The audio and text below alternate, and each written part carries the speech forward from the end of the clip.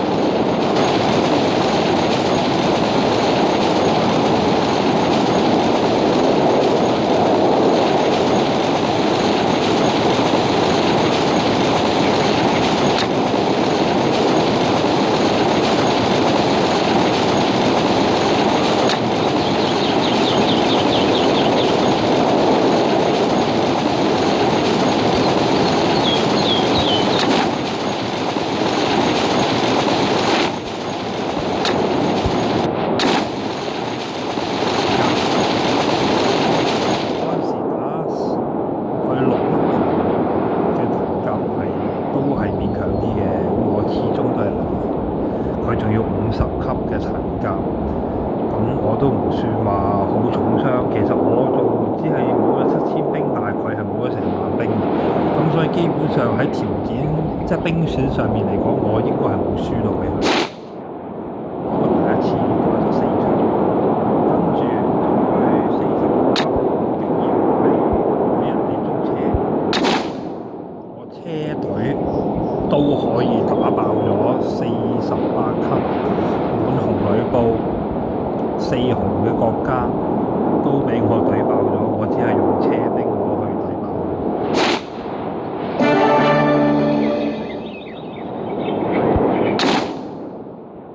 大休平咗50級嘅14紅嘅僚機騎，玉僚機啦，叫做飛機。經過啲戰頭，係當然係 KO 埋佢啦。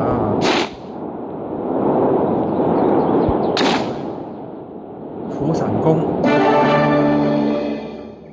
係通用，又係呢個皇馬黑星咁，47級4粒紅嘅金鈴2紅太史慈1紅周泰，俾我一隊2紅嘅皇馬槍搞掂咗。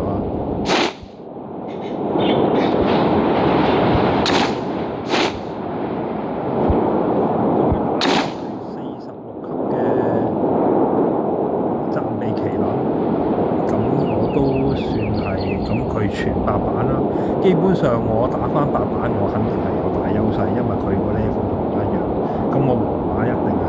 實力在，可以打到太尉盾亦都絕對唔奇啊！當風我一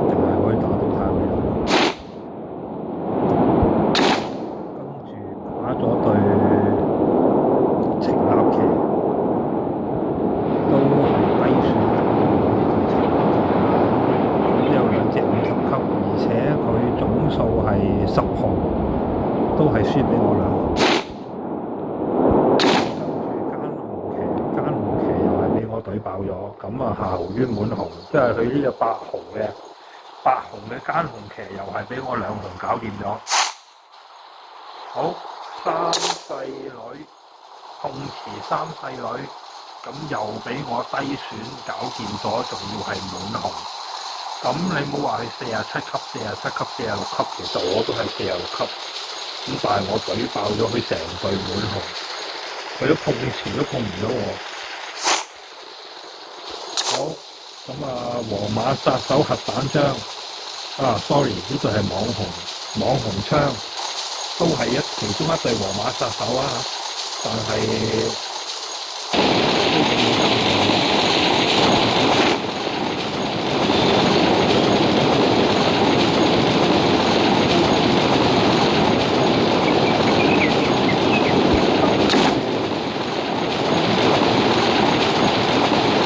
頂配嘅富貴騎14號，靈機一動獨力同心，頂配㗎啦已經係。而且佢嘅寶物亦都好精彩啊！有紅珠石膏、靈動妖氣踩踏、明朗沉重精神，假佢仲要落埋視敵意藥符咒，咁佢仲要用埋荀彧嗰個自軍，仲要混亂埋我啲人嘅，一開始已經。咁第一場我梗係劣評啦，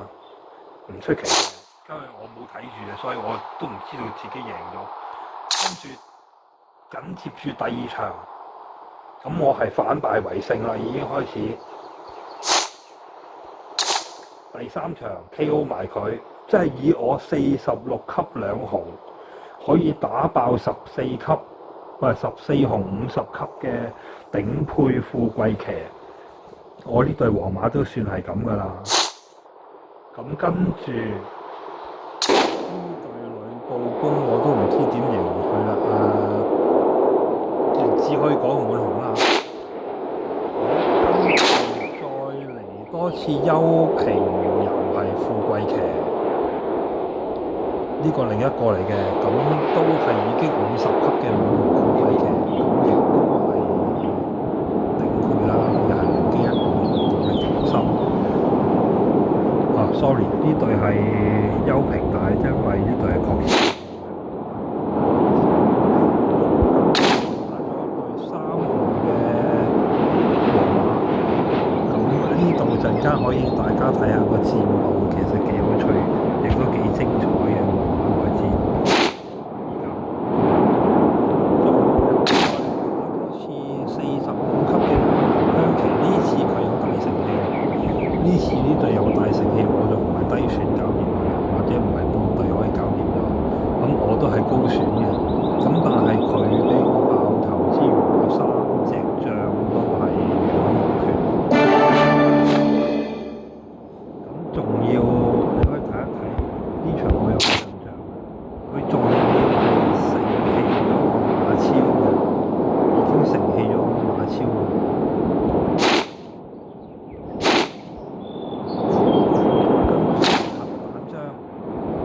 將呢隻都滿紅張飛嚟嘅，咁就總數9紅啦。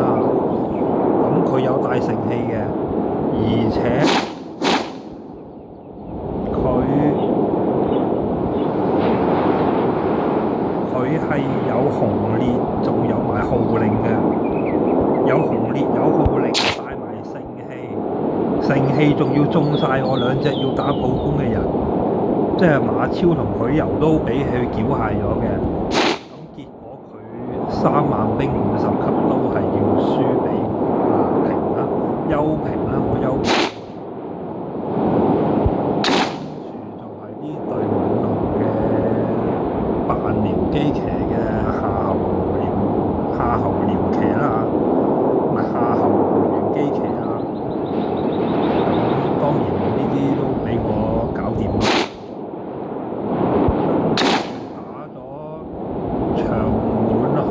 盛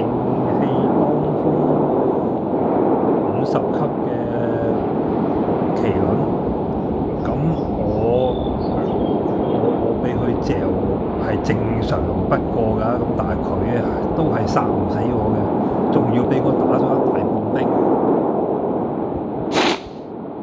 跟住呢場就整咗離月宮，竟然俾我半隊休平咗。其實我真係休平咗，因為我只係傷咗6000幾兵，但係其實佢都係傷6000零兵。咁但係佢係50級滿紅喎，仲要係頂配戰法，佢嚼唔低我，我只係2紅嘅皇馬嚟嘅啫。跟住努力孫權騎又俾我隊爆咗。跟住呢隊，總之呂布遇親我都係俾我嚼㗎，我都係低選嚼晒所有呂布隊㗎啦。好，跟住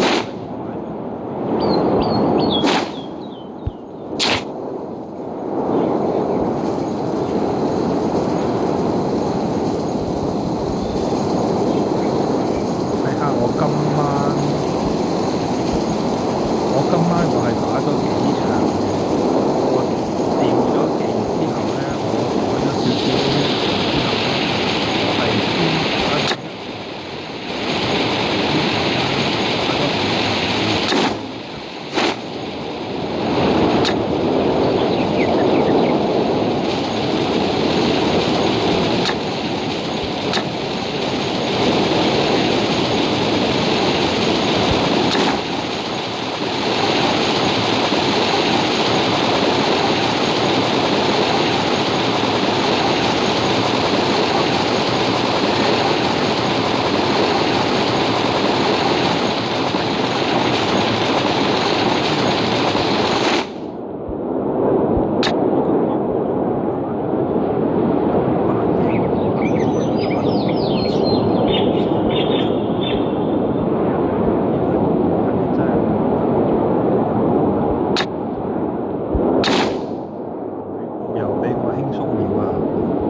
係呂布嘅任何配搭都係俾我輕鬆了，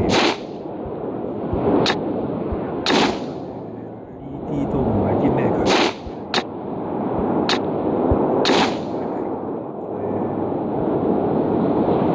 北伐成功槍。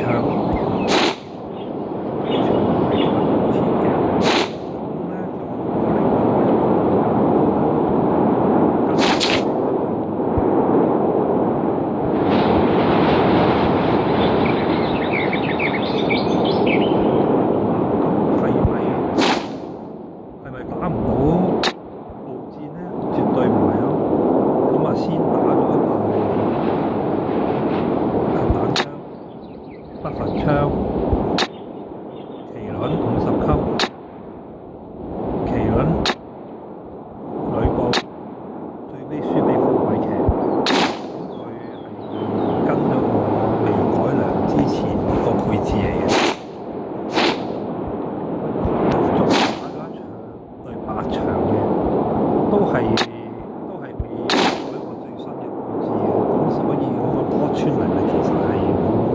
冇我依家嗰個配置咁好嘅。咁又係先打咗一隊富貴啦。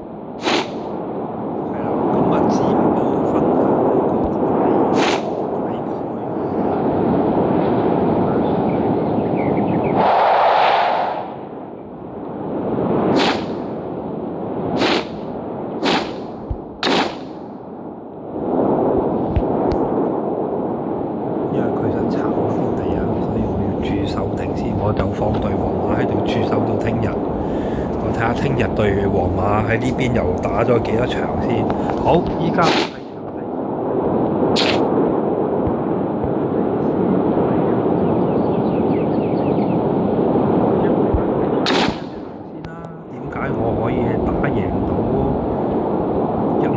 我點解可以平到呢隊鯉魚滿紅50級嘅鯉魚先啦？咁好，先進入詳細戰報分享嗰度啦。咁佢有周瑜嘅自軍，咁我哋睇啦。其實士氣嗰方面大家都冇問題啦，大家都啲士氣嗰度都係冇降低到嘅。跟住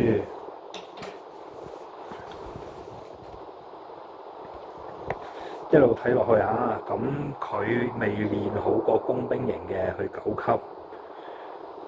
咁咧，我個槍兵營就練好啦。咁但係佢啲寶物就幾靚喎，佢有專武嘅喎，有佳人用妖氣好學紅枝，咁啊明朗妖氣靈動長劍有援助妖氣，咁佢啲寶物都算幾靚啊呢度。咁好啦，佢貂蟬潛龍陣。跟住咧就統軍呢度去兵書啦，咁就用應機立斷統軍，係啦，兵書之後援助妖氣，佳人有效果嗱，呢啲全部紅枝啊加8點智力喎，409.24啊，佢個智力貂蟬俾佢戳到。咁咧就好啦，睇詳細戰報啦。第一回合，咁啊曹操手法啦，用剛柔並濟，咁啊減損啦，貂蟬減損，跟住咧我 SP 王咧造成兵刃傷害就降低，我又俾佢降低咗，跟住咧佢 SP 周應機立斷。跟住就鋪呢個長焰俾我啦，咁我3隻中晒佢1層長焰嘅，咁受到謀略傷害提高咗啦。跟住我馬超威武並超看破咗先，跟住普攻佢，咁啊曹操援助啊，咁所以馬超普攻咗曹操，跟住我冇發到技嘅，咁跟住呢度咧就係、打咗曹操1個破綻，咁就減咗佢4.89% 啦嘅4圍啦，跟住一個踩踏就傷咗佢，跟住到佢曹操行動啦，跟住佢剛柔並濟做到免疫禁療喎，咁啊曹操同埋周瑜都唔怕禁療喎，跟住曹操就想打馬超，跟住咧就操受到傷害又降低喎，佢個謀略同兵刃傷害又降低咗，又減損咗喎。跟住我許攸做奇正啦，有連擊啦，咁我打到曹操，跟住就折衝，減咗曹操嘅統同埋智，跟住馬超即刻有2次抵禦，咁我因為發動到突擊技，我分險我受到謀略傷害又降低咗啦。同埋兵刃傷害同時降低，咁你見我兵刃傷害已經去到爆棚嘅啦，90% 嘅啦。咁曹操又俾我打多咗一個破綻啦，佢又再減啦，即係我先減統減智，跟住再打4圍再減，曹操個智力得翻250幾，統率得翻210幾，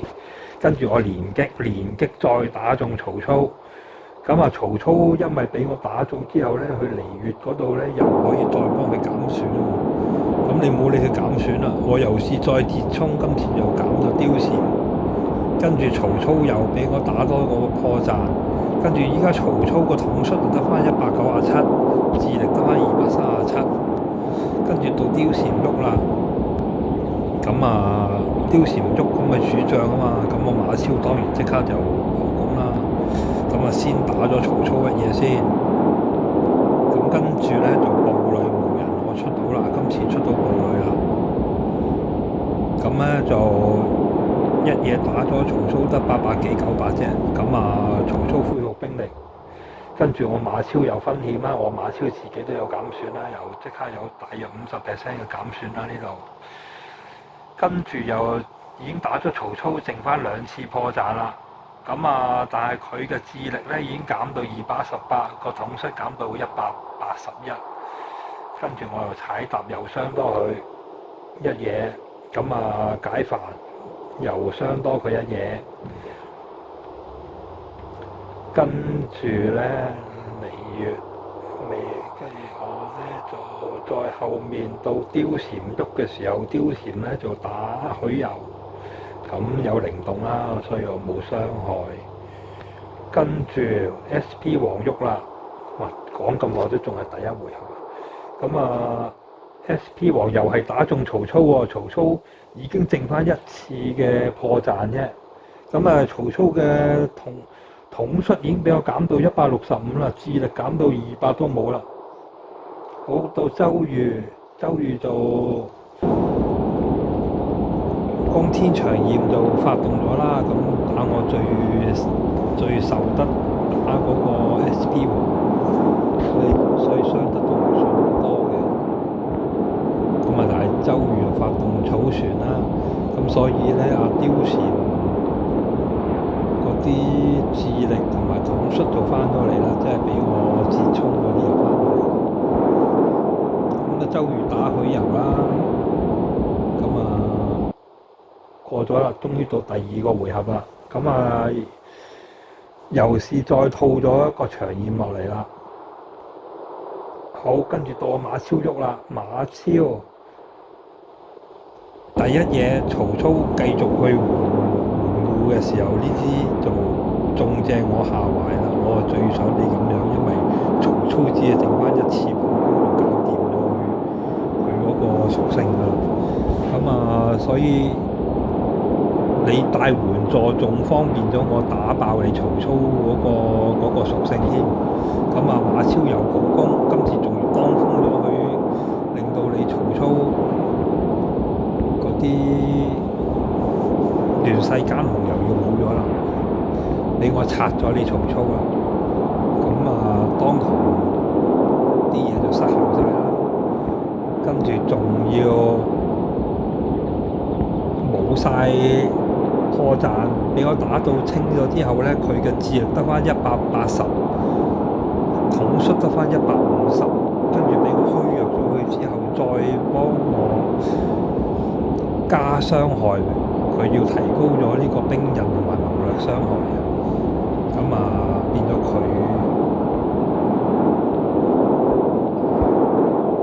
跟住到許攸啦，許攸今次幫手打貂蟬啦，跟住咧貂蟬俾我打咗4個破綻，開始降貂蟬啦。跟住奇正之後就打周瑜之後跟住截衝咗周瑜，又套翻2次抵禦俾馬超。周瑜剩翻3次嘅破綻，但係周瑜嘅智力同埋統率都又俾我減咗噶啦。跟住對貂蟬行動，對馬超普攻，跟住到SP 王又對貂蟬普攻，貂蟬剩翻3次破綻，又拆咗屬性啦。跟住曹操咧就暴戾無人，跟住曹操就幫手打貂蟬1次普攻，幫我拆多貂蟬1嘢，又幫我拆咗佢個屬性啦。所以暴戾無人其實係真係好緊要喎，喺呢個情況之下。但係如果你換着你俾你計窮速成其利，咁你計窮到貂蟬咪有乜用咧？貂蟬都冇主動技嘅，咁你打即係你打富貴，可能有用，人哋全部都係主動技，你打邊一隻，咁你速成其利，你都可以計窮到佢。但係你打其他嗰啲隊係咪真係咁有用咧？同埋你打富貴，你都冇拆到佢屬性嘅時候，咁你計窮咗佢，如果佢又靈機一動咁樣，佢又加翻啲屬性上去，咁其實就一路你越拆都係拆極你都拆唔到佢嘅。嗰啲後話啦，睇翻呢個戰報先啊。周瑜25分鐘我要講快啲喎，先第2個回合。我話周瑜提升咗傷害，跟住折衝你想打馬超有抵禦啦，所以抵禦其實對保住馬超係好緊要嘅，呢個思維係好緊要，因為許攸又可以奇正幫你拆多啲嗰個破綻，真係其實係一個兩全其美嘅方法嚟嘅。你仲要折衝係可以減統減智。好，跟住第三回合，跟住馬超普攻曹操冇用，因為曹操已經拆晒㗎啦，所以普攻曹操係冇用嘅。咁啊到許攸連擊冇連擊，咁啊跟住普攻貂蟬，咁啊貂蟬咧就又折衝咗貂蟬喎，貂蟬折衝埋之後統率得翻99，智力得翻310。跟住馬超又套多2次抵禦，咁啊貂蟬剩翻1個破綻啫，再拆一拆4圍，得翻290、95，跟住貂蟬普攻馬超，唔係喎，係馬超普攻貂蟬喎，跟住淨係普攻都打去716啦，跟住再步履無人，一個步履打1340，跟住咧就貂蟬又俾我拆晒啦，第3個回合拆咗佢2隻，咁啊貂蟬智力得翻271，跟住統率得翻82，仲要虛弱埋佢，再加傷害啊！跟住踩踏136，好，跟住再打周瑜，當風埋你周瑜，跟住周瑜咧就當風咗佢之後，周瑜依家剩翻2次破綻，周瑜智力都跌到313啊！跟住馬超繼續又係踩踏啊解煩啦，跟住落去步履，貂蟬受到步履無人，不過今次打翻馬超，所以佢冇蝕底。跟住 SP 王草船，同埋已經普攻，跟住曹操混亂消失，曹操呢場會正常啦，咁佢打黃埔松，跟住周瑜又開草船，咁啊可以淨化翻貂蟬，咁佢開到草船就淨化翻啦，跟住打許攸，咁好啦，第4回合啦，馬超行先，跟住打到周瑜啦，周瑜依家剩翻1次，咁啊智力降低，哇都有400幾喎。跟住踩踏冇理啦，跟住許攸奇正打曹操冇用，折衝咗貂蟬，跟住奇正打到周瑜搞掂4個回合，我係4個回合拆晒佢3隻，跟住周瑜嘅智力跌到433，好，跟住虛弱加傷，跟住因為15個破綻打晒啦，跟住今次就係再額外降多33.3%，就係貂蟬同周瑜都俾我再降多33.3%，所以貂蟬嘅智力得翻137，周瑜嘅智力得翻281，跟住統率嗰方面咧，貂蟬得翻22，周瑜得翻140，咁以呢個第4回合已經搞到佢哋啲屬性由滿紅變咗到仲差過白板嘅屬性，咁佢已經其實成隊都對我冇乜威脅㗎啦。往後呢度，跟住再睇啦，黃埔松打，咁啊其實後面都冇乜點需要睇嘅，因為你都知道佢就傷唔得我幾多咯，所以變咗後面我4個回合已經拆晒3隻，所以變咗嚟講佢係完全傷我唔到，係好正常。你睇下佢仲要打我馬超，我馬超有抵禦，仲要係0選嘅，咁所以變咗嚟講就係有得到呢個結果，因為時間啦，條片已經去到半個鐘啦，咁所以呢場亦都唔需要點再睇啦。咁話條片太長啦，我亦都或者再分多節出嚟，再下一次再講啦。咁啊，再講多2個。最主要我想講下啲黃馬內戰嗰個實際戰報俾你哋睇下，同埋我揀多一兩個戰報再講下。咁今次講咗半個鐘啦，咁啊暫時講到呢度先啦。咁大家可以先觀察下啲戰報，咁去自己思考下，究竟係皇馬係應該邊一套係實用啲，咁你可以自己取捨啊。好，今晚暫時去到呢度先，多謝大家收睇，唔該你，拜拜。